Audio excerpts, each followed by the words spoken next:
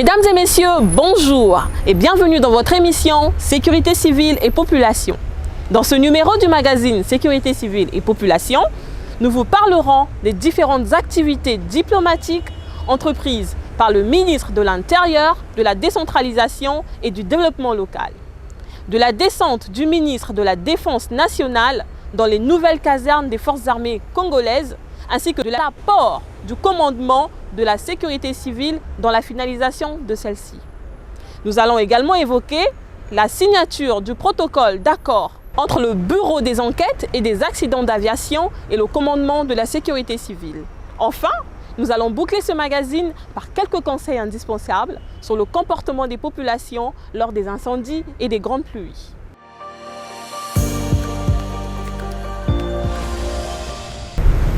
Nous démarrons cette émission par l'intense activité diplomatique menée par Raymond Zéphirin Mboulou, ministre de l'Intérieur, de la décentralisation et du développement local. Ces dernières semaines, en effet, il a reçu tour à tour des personnalités américaines, marocaines, belges et russes. Suivez ce reportage de Chantal Moukoko et Sébastien Autantsui. La coopération militaire entre la République du Congo et les États-Unis se consolide davantage. À en croire cet entretien entre le ministre de l'Intérieur, de la décentralisation et du développement local et le sous-secrétaire d'État adjoint à la sécurité diplomatique des États-Unis d'Amérique. Gentry Smith est venu traduire à Raymond Zéphirin Mboulou la volonté de son pays à rester en communication avec le gouvernement congolais pour un partenariat plus solide en matière de sécurité. Différents sujets ont été abordés ici aujourd'hui, notamment sur les aspects de la sécurité au niveau de l'ambassade des États-Unis et la collaboration entre la République du Congo et le gouvernement des États-Unis. Alors nous restons en communication et en contact avec les autorités de la République du Congo pour pouvoir faire en sorte que cette collaboration soit la meilleure possible et puisse être pérenne dans le temps. Il est très content de l'état des relations entre le gouvernement américain et la République du Congo à propos de la sécurité. Il s'y est de noter que Gentry Smith supervise les forces de l'ordre et le bras armé du département d'État, le bureau de la sécurité diplomatique.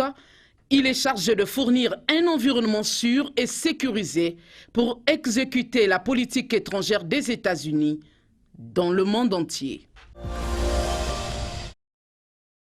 La République du Congo et le Royaume du Maroc entretiennent d'excellentes relations de coopération dans plusieurs domaines. Cet échange entre le ministre de l'Intérieur, de la décentralisation et du développement local et l'ambassadeur du Maroc au Congo a porté essentiellement sur les questions liées à la sécurité et à la décentralisation. Ce qu'il faut faire actuellement, c'est de donner un nouvel élan à cette coopération et permettre à nos frères congolais de venir bénéficier de l'expertise marocaine en la matière. Avec l'ambassadeur du Rwanda au Congo, l'accord signé entre le Congo et le Rwanda en avril dernier a été passé au peigne fin. Un accord porté, entre autres, sur l'obtention des visas à l'arrivée par les détenteurs des passeports ordinaires rwandais.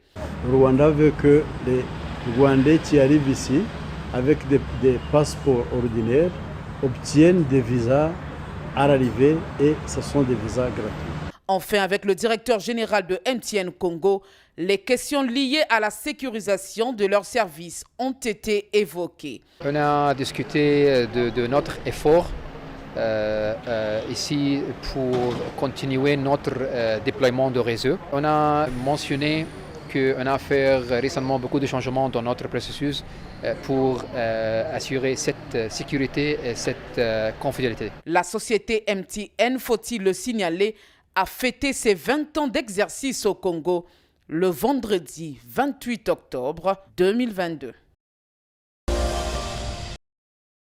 Le Royaume de Belgique, un partenaire sûr pour le Congo dans le domaine de la migration. Reçu par le ministre de l'Intérieur, de la décentralisation et du développement local, la secrétaire d'État belge à l'asile et la migration, Nicole Demour, est venue parler de cette coopération avec Raymond Zéphirin Mboulou.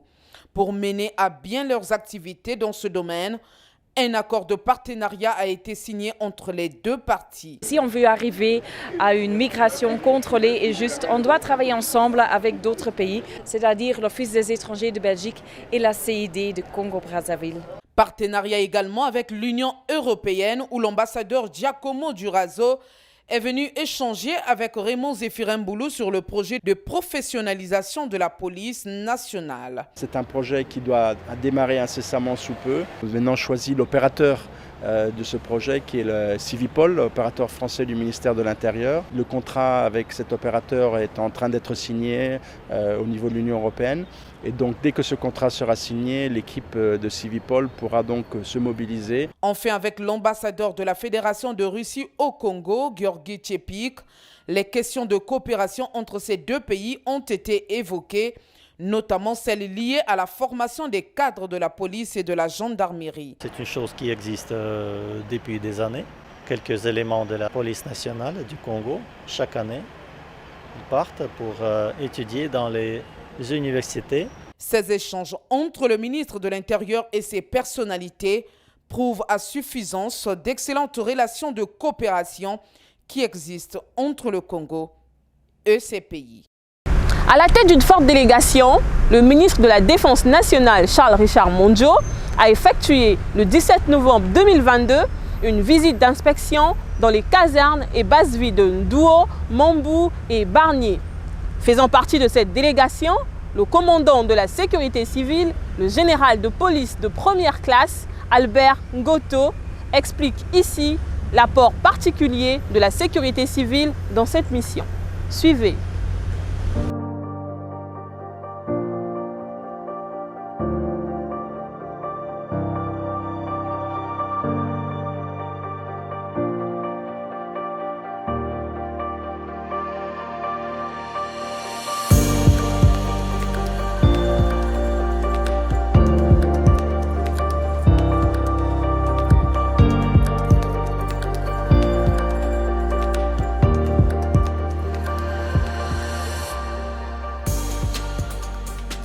Il faut d'abord rappeler le contexte. Lors du dernier réveillon d'armes, le président de la République, chef de l'État, chef suprême des armées, avait ordonné à son gouvernement de réunir toutes les conditions afin que les nouvelles casernes et bases vie de Ndouo, Barnier et Mambou soient occupées par l'armée. À la suite de cela, la sommité militaire s'est attelée à en cerner les contours en mettant en place des équipes de travail. Et vous savez que pointe à l'horizon le prochain réveillon d'armes. Et à la suite de ce travail-là, sur la base du travail qui a été accompli par ces équipes, bien, le chef d'état-major général a pris une instruction particulière sur l'occupation et la sécurisation de ces casernes. Et le ministre de la Défense a effectué une descente à cette fin également pour se rendre compte de l'état des lieux de ces casernes. Il a bien voulu nous associer à cette descente. Et donc nous étions là du point de vue de la sécurité civile, sur le prisme de la sécurité civile, pour faire le point de l'existant et voir ce qu'il y avait à faire. Notamment en termes de dispositifs anti-incendie, des extincteurs, et d'hydrants aussi, notamment les bouches d'incendie, qui ne sont pas aux normes, ne répondent pas à la configuration de nos véhicules, de nos engins. Donc ce sont des propositions que nous ferons aux autorités militaires. En plus de cela, nous avons également fait travailler nos directions de la prévention et de la défense civile, qui ont également établi le constat de l'existence de quelques têtes d'érosion qu'il va falloir traiter à travers, par exemple, la végétalisation de certaines zones afin de rendre plus fermes, plus solides et plus compactes ces zones. Et par la suite, au fur et à mesure que les casernes vont être occupées, nous, secteurs civils, allons poursuivre le travail déjà en termes au niveau de l'armée, sur le secourisme, notamment les gestes qui sauvent. Voilà ce qu'on attend de nous au niveau de l'occupation des casernes de Ndouo, Barnier et Mambou. Le commandant de la sécurité civile a prescrit au personnel policier du commandement de la sécurité civile la mission de venir évaluer le risque d'incendie au sein de ce complexe et en même temps d'essayer de voir les alentours, c'est-à-dire le périmètre urbain. Il y avait aussi cette mission d'essayer de voir l'environnement immédiat des sites pour essayer de voir la vulnérabilité des terrains et comment conseiller pour essayer de conserver tout ce que nous avons ici. Alors, pour la première phase de cette mission, nous avons donné une estimation qualitative comme quantitative des extincteurs, c'est-à-dire c'est comme des équipements de première intervention dans tous les 3 sites, c'est-à-dire dans les 2 casernes de Ndouo, à la base vie de Mambou et les 3 casernes de Barnier. Donc on a donné un chiffre bon, que je ne vais pas dévoiler, c'est-à-dire on a évalué le nombre d'extincteurs qu'il faut pour sécuriser ce site. Et on a aussi vu tout autour qu'il y a des menaces, il y a des têtes d'érosion. Et ce qu'on a prescrit comme conseil, c'est-à-dire ce qu'on a conseillé, c'est de faire en sorte que l'état du terrain, c'est-à-dire la couverture végétale naturelle, soit gardée intacte. De surveiller un peu de temps en temps le site, d'empêcher un peu les occupations anarchiques des populations et d'essayer aussi d'approfondir l'expertise dans le sens de l'aménagement, de l'assainissement, c'est-à-dire en faisant des structures d'évacuation d'eau pour garder tous les sites intacts. Donc, et au moment où nous vous parlons, il y a un élément de la sécurité civile qui est ici au CO avec les autres. Donc c'est un peu ça, la quintessence de notre présence ici au sein du complexe des casernes et bases vie de Mambo, à Mambou, à Ndouo et à Barnier. Dans le but d'apporter une réponse efficace lors d'un sinistre aéroportuaire, le Bureau des enquêtes des accidents d'aviation et le commandement de la sécurité civile ont signé le 11 novembre 2022 au siège du commandement de la sécurité civile un protocole d'accord relatif aux enquêtes sur les accidents et incidents d'aviation. Les détails de cet accord par Jean-Bernard Boyangas, colonel de police à la retraite, conseiller administratif et juridique du commandant de la sécurité civile. Suivons.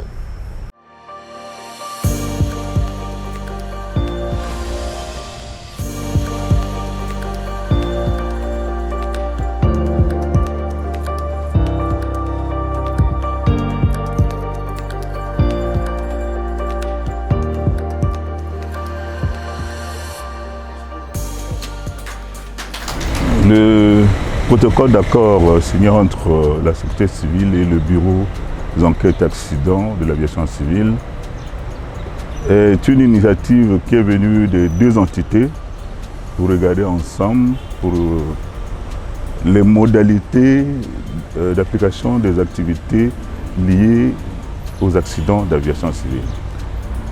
Aujourd'hui, la sécurité civile étant un service régalien de l'État, travaille avec les autres entités pour donner la réponse aux différents événements qui arrivent. Et l'aviation civile est l'un des secteurs où il peut arriver des accidents d'aviation civile.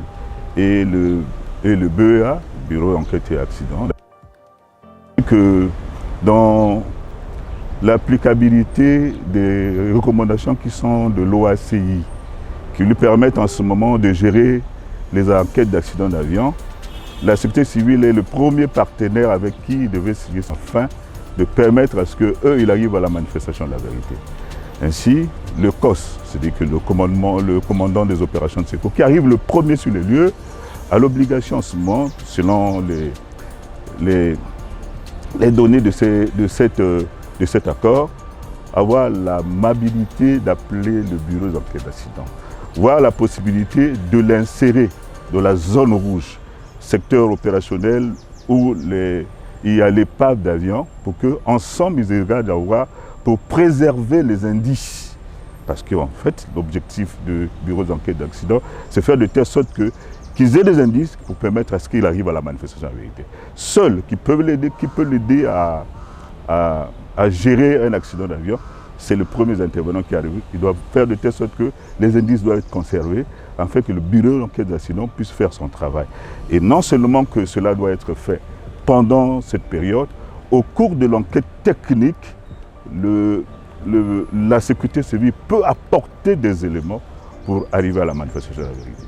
Dans ce secteur, il y a beaucoup de catastrophes. Un avion peut tomber dans une zone hors aéroportuaire. La sécurité civile va y participer parce qu'il est premier intervenant avec un commandant des opérations de secours et le BEA doit arriver. En fait, il faut regarder les modalités d'applicabilité pour qu'ensemble nous allons regarder comment on peut donner la réponse. Ça peut arriver dans une zone proche d'un aéroport voisine. Et en ce moment-là, il faut aussi regarder comment il y a les maisons, les habitations, il y a plein de choses qui peuvent autour. L'environnement sera de telle sorte qu'ensemble, comment faut-il donner la réponse? Il peut arriver que ça puisse arriver dans une zone aéroportuaire. Et là aussi, il y a des protocoles, il y a comment faut-il faire. Donc tous ces différentes zones où un accident peut arriver nécessitent des protocoles. C'est pour cette raison que dans le protocole, il est prévu des simulations pour permettre en ce moment qu'il y ait en amont des formations, des hommes, les moyens. Il faut qu'on les réunisse, on fait des formations et on simule pour que le jour que ça va arriver, nous puissions donner la réponse qui convient à l'événement qui survient. Le citoyen lambda peut tirer de ce protocole que cela est que normal dans la préparation des services d'État. Nous avons tous en commun, c'est donner la réponse en cas où un événement majeur pourra arriver. Et que pour que l'on donne une réponse, il faut qu'il y ait une bonne préparation. Et dans cette préparation, nous sommes obligés de regarder quelles sont les conditionnalités qui pourront nous apporter à donner une réponse efficiente et efficace. C'est pour cette raison que dans la préparation, on est obligé de regarder avec tous les partenaires quand un événement va arriver, comment nous allons travailler. Ce n'est pas le dernier, nous en aurons avec d'autres services, la santé, l'environnement, les autres. Déjà avec la météorologie au niveau de la SECNA, nous avons déjà, et nous allons bientôt vers le port. Il y a beaucoup de secteurs auxquels nous devons travailler pour que l'on se prépare avant qu'un événement n'arrive. Le protocole d'accord signé entre le Bureau des enquêtes des accidents d'aviation et le commandement de la sécurité civile établit les modalités de coordination opérationnelle dans le traitement des événements de sécurité. Il traite notamment des questions essentielles relatives à la notification mutuelle de l'occurrence des événements de sécurité, donc accidents ou incidents d'aviation.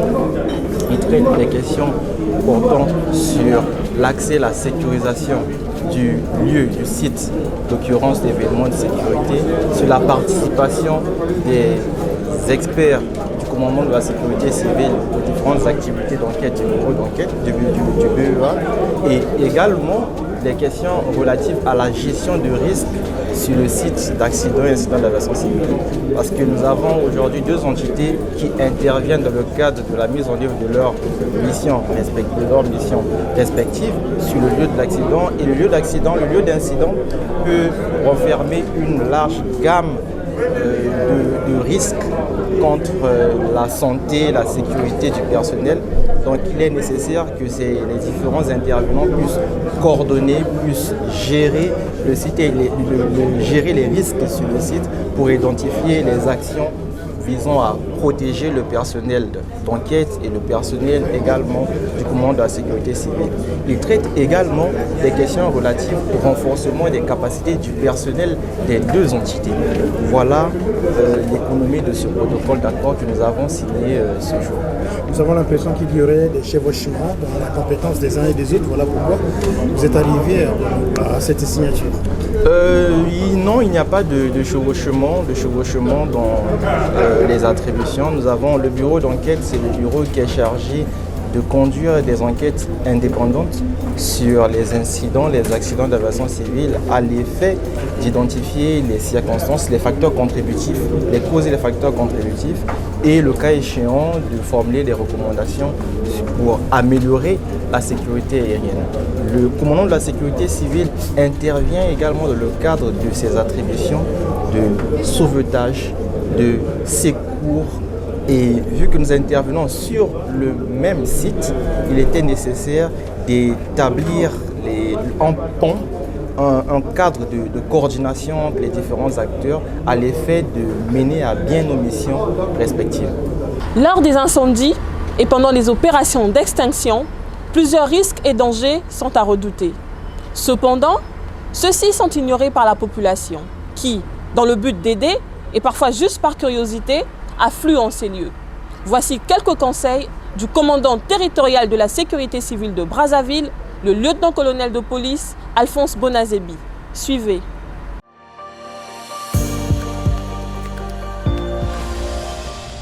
Vous savez, l'incendie, c'est beaucoup de facteurs et beaucoup de détails qui sont de nature à pouvoir créer un suraccident sur le terrain.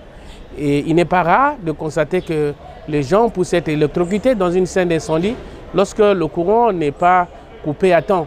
Et il y a également les chutes de matériaux qui sont enflammés. Et ils ne sont pas protégés, vous le savez. Et donc, ils s'investissent dans une scène où ils n'ont pas la maîtrise. Et généralement, ils courent, hein, il faut le dire, un grand risque à ce niveau-là.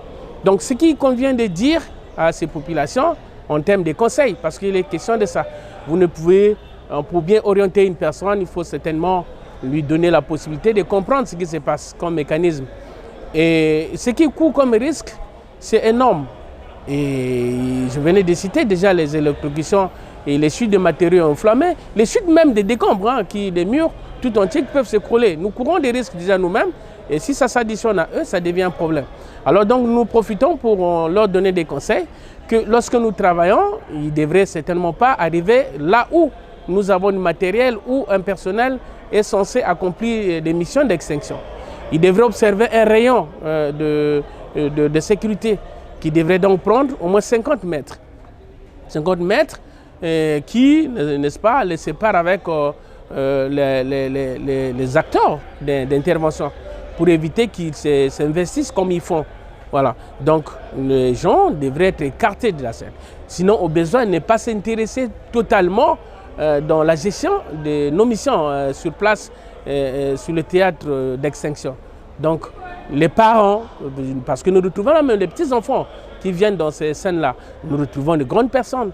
Et tout ce monde-là, toute la population congolaise, certes que vous admirez le travail des sapeurs-pompiers, mais nous vous conseillons de ne pas s'investir dans le théâtre directement, de garder ce rayon de 50 à 100 mètres, pourquoi pas, pour que nous accomplissions correctement nos missions. Et d'ailleurs, vous devez savoir qu'en se comportant ainsi, ça complique notre tâche.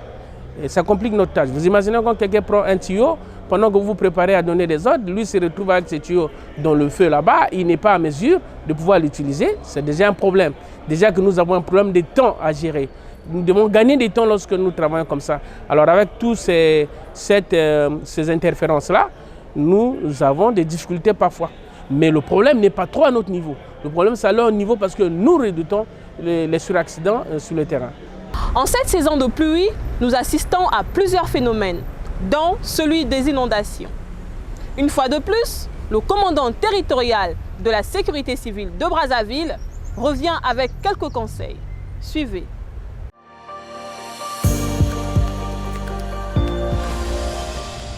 Vous savez, nous profitons pour dire que toutefois, les populations devraient normalement observer une discipline telle que pendant la phase de pluie, les gens devraient être chez eux à la maison. Les gens devraient être chez eux à la maison. Ils devraient attendre que la pluie termine pour qu'ils puissent véritablement accomplir les courses, même quand ils les jugent importantes qu'il faut. Alors, nous profitons également à dire aux parents qui devraient veiller sur les enfants en fin de compte. Parce que ces enfants appartiennent à des familles. Et donc les familles devraient penser à tout moment à pouvoir protéger ces enfants en les empêchant de sortir sous la pluie. Et les automobilistes, la même chose. Parce que lorsqu'il y a une montée d'eau importante, on ignore naturellement par où nous devons passer régulièrement. Et donc ça peut amener à ce que des véhicules puissent véritablement être emportés dans le courant d'eau. Et vous savez que nous avons des phénomènes de caniveaux à Brazzaville qui sont nombreux, subissent des culs de sac. Et donc dans ces conditions-là, l'augmentation d'eau ne vous donne plus la possibilité de distinguer par où se trouvent les caniveaux et surtout certains ont des dimensions assez importantes comme gaines d'eau. Donc dans ces conditions, il est demandé à tous ceux-là qui s'hasarderaient ou qui s'hasardent comme d'habitude de pouvoir aller braver ces espaces ou sortir sous la pluie, de ne pas le faire parce que ça leur crée un certain nombre de suraccidents, parmi lesquels je venais de dire les noyades, parmi lesquels je venais de dire les accidents dans des conditions inattendues et parmi lesquels d'autres qui sont exposés à des fils électriques qui joncent évidemment les mares d'eau. Et donc on peut connaître des électrocutions.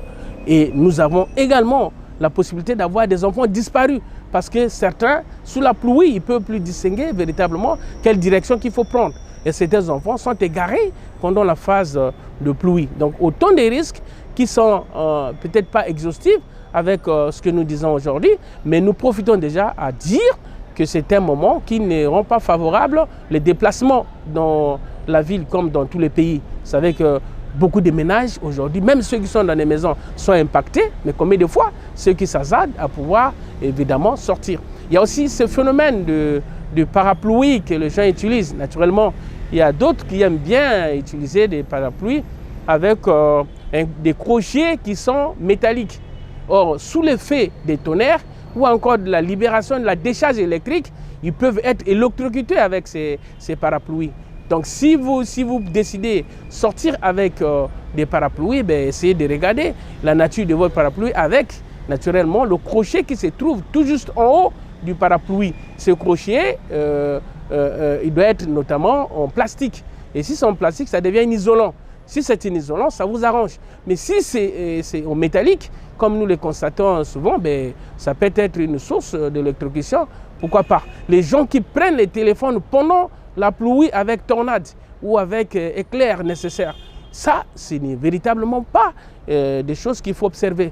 Pendant qu'il pleut, s'il y a des tornades, il y a des éclairs, il y a des décharges électriques qui s'ouvrent à travers, bien entendu, ce mécanisme, il n'est pas conseillé aux gens de prendre le téléphone.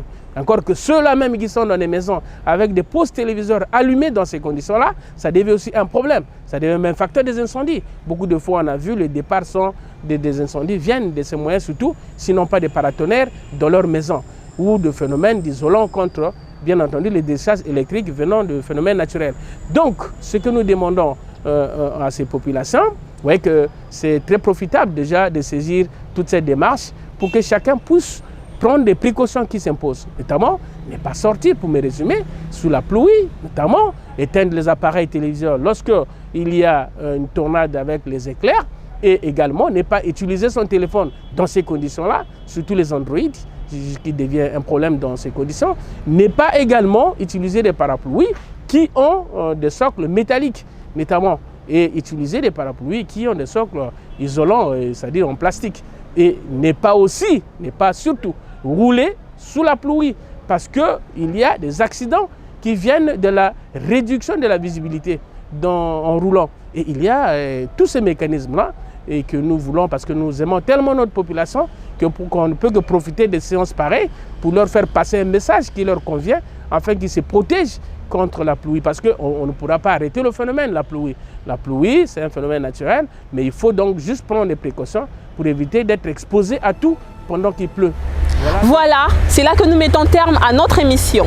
Chers téléspectateurs, mesdames et messieurs, bonsoir chez vous.